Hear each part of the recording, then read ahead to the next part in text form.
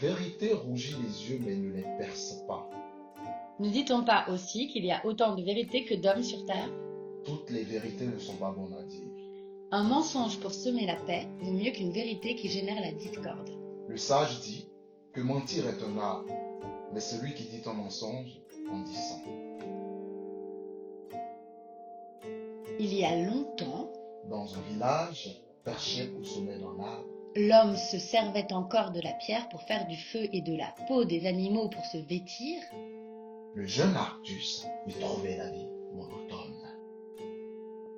Les mercredis, jour du marché, il était heureux parmi les commerçants. Il écoutait Dame Vérité et ses mensonges. Ce couple qui lui racontait des histoires aussi belles que cruelles. Un jour, Artus dit à Dame Vérité et à Sire Mensonge: Je veux conquérir le monde.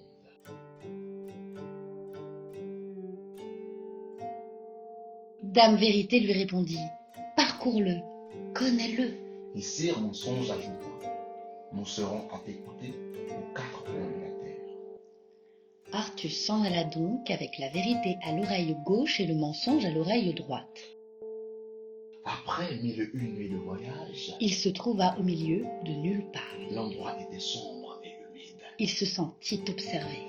Derrière les petites feuilles d'un acacia, Des yeux brillaient, 2, puis 4, puis 6. puis 100. Il sera contre lui sa besace.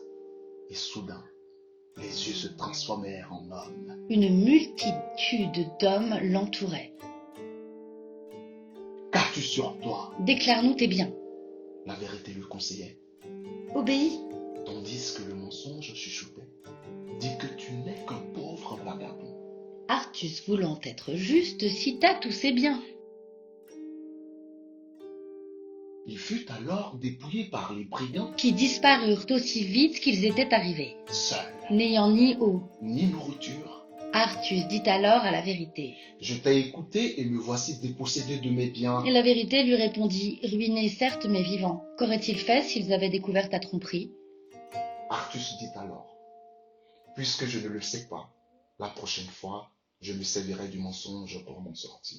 Après plusieurs heures de marche, Aux abords d'un village, Artus vit un chien piégé. il le libéra, Le chien se leva regarda Artus. et déguerpi trouver son maître. Sur la place du village, il y avait un attroupement. Le chef demandait en tonitruant qui lui avait ramené son chien. La vérité lui dit, Réponds que c'est toi. et le mensonge lui souffla, silence. Artus garda son secret terré au fond de lui. Mais sous ses yeux, il vit un autre menteur récompensé avec plein de pièces d'or pour avoir sauvé le chien. Désespéré, il décida de retourner chez lui. Sur le chemin du retour, Artus se querellait avec la vérité et le mensonge. soudain, Maître Corbeau Lui vola son morceau de viande. Après s'en être rassasié, Il se posa sur un arbre. essuyant son bec, Il dit à Artus: le mensonge et la vérité sont sur les lèvres de chaque humain. Celui qui les domine régnera sur le monde. Puis, il invita Arthur dans son dojo. Là-bas, il devint un samouraï armé de pinceaux et de stylos.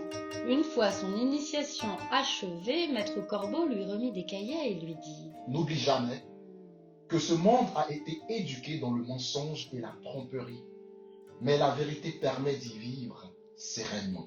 De retour dans son village, Artus dessinait et écrivait des histoires fantastiques dans lesquelles il distillait sa part de vérité. Elles se vendaient comme des carrés de chocolat. On le nomma. Artus, roi de l'imagination. C'est pourquoi, On dit que l'art est un grand mensonge empli de vérité.